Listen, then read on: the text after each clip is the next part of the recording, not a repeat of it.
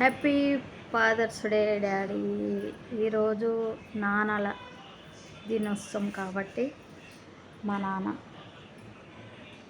అయితే ఇక్కడ లేడు. I love you daddy, I love you. మా డాడీ అయితే లేడు. Happy father's day daddy. నువ్వు ఎక్కడ ఉన్నా నీ ఆత్మ శాంతి ఉండాలని కోరుకుంటున్నా. I love you, I love you, I love you.